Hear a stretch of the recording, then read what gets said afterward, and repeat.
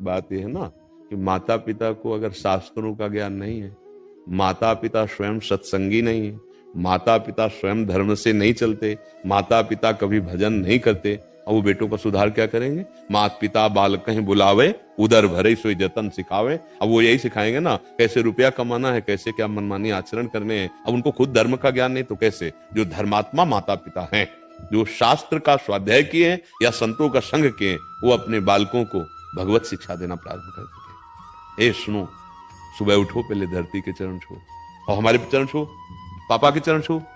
बच्चे को शिक्षा दी जाती है, और इसके बाद थोड़ी देर नाम जा, स्नान करके आ, नाम जप कर, संयम से रहने की शिक्षा हमारे अंदर है, वही हम सिखा सकते हैं ना। फिर वही बच्चे आगे जाकर के धर्मात्मा बनते हैं, वही भक्त बनते हैं, वही राष्ट्र भक्त बनते हैं। लेकिन आजकल हम बच्चों को कम दोष देते हैं, माता पिता को ज्यादा दोष देते हैं, क्योंकि आपकी सावधानियां खुद खत्म हो चुकी हैं। आपको खुद पता नहीं है कि हमारी जीवन शैली कैसी होनी चाहिए, उसका प्रभाव बच्चों पर पड़ रहा है। आप थप्पड़ पे थप्पड़ अपनी पत्नी को मार रहे हैं, वो आपको कटुवचन कह रही, छोटा बच्चा खड़े खड़े रो रहा है, वो जानते हो क्या करेगी? जब आप बूढ़े होंगे ना, तो वही लीला आपके साथ होगी, वही बर्ताव आपके साथ होगा। आजकल बहुत बड़ा विचित्र स्वरूप बनता चला जा रहा है कि बच्चे जवान माता पिता से पोषित होकर धन संपत्ति का अपहरण करके उनको निकाल देते हैं। बहुत श्रद्धा करी तो वृद्धाश्रम या अनाथालय में समर्पित कर देते हैं। कहीं न कहीं माता पिता की शिक्षा का ही उसको फल मिल रहा है। माता पिता ने उनको सही शिक्षा नहीं दी। पूरा हम बच्चों पर ही दोष नहीं मढ़ते हैं, जैसे हमारे आचरण होते हैं उसका प्रभाव हमारे बच्चों पर पड़ता है, पक्का कहते हैं। हम कई बार एकांतिक में भी कह चुके हैं। एक बहुत बड़ी नौटंकी सुल्ताना डाकू की देखी थी बचपन में। जब उसे अधिकारियों ने पकड़ा और फांसी की सजा दी गई तो उससे पूछा गया तुम्हारी अंतिम इच्छा क्या है? तो उसने कहा मेरी मां से मिला दो। मां लाई गई, कहा बेटा, सो इसे लपट करके दांत से नाक काट ली थी ऐसे।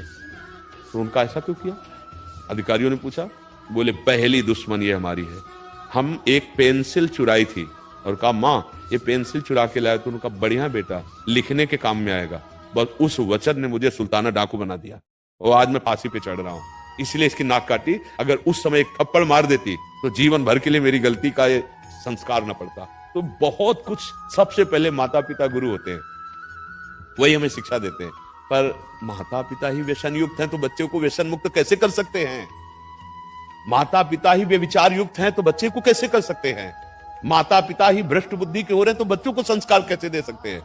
गर्भस्थ शिशु से संस्कार प्रारंभ हो जाता है। जिस दिन पता चले कि गर्भ में बच्चा आ गया है, उस दिन से ब्रह्मचर्य का पालन दोनों को करना चाहिए, माता और पिता। कैसा है? बच्चा प्रकट हो गया है, अब हम उसके संस्कार जैसे डालेंगे वैसे बन जाएंगे। हमारे यदि गंदे आचरण तो अपने आप उसमें संस्कार जा रहे हैं। समझो, जब वो जवान होगा और अपना वर्ताव प्रकट करेगा तब रोते घूमोगे कि हमारा बेटा है। नहीं नहीं, उसके जनक आप है, जनक माने पिता, उन संस्कारों के भी जनक आप है। तो हमें लगता है कि बेटों से ज्यादा शिक्षा की जरूरत माता पिता को है। अगर वो सही आचरण करें तो अपने बेटों को सही आचरण सिखा सकते हैं। जब उनमें सही आचरण नहीं होगा तो कैसे सिखा पाएंगे? अब हमें बताइए क्यों? अच्छा, इसके बाद अपनी बेटी आवे तो सास कैसा बर्ताव करेगी, विचार करके देखो। और बहू के साथ कैसा बर्ताव करेंगे? ठीक है, बहू से पूछो तुम अपनी मां के साथ कैसा बर्ताव करोगे, सास के साथ कैसा कर रहे हैं? ये जो गृहस्थी के चरित्र हैं, ये सब भ्रष्ट होते चले जा रहे हैं। ऐसे कई, आप लोग तो संसार में समाचार सुनते होंगे, आप देखते हैं कि बूढ़ी माँ को बेटा मार रहा है, या बूढ़ी सास को बहू पिटाई कर रही है, या सास ससुर पति तीनों मिलकर के बहू की पिटाई कर रहे हैं। ये क्या है? ये राक्षसी बुद्धि कैसे आ गई? बोले भगवान का आश्रय नहीं, सत्संग सुना नहीं, शास्त्र स्वाध्याय नहीं, तो बुद्धि भ्रष्ट तो हो ही जाएगी।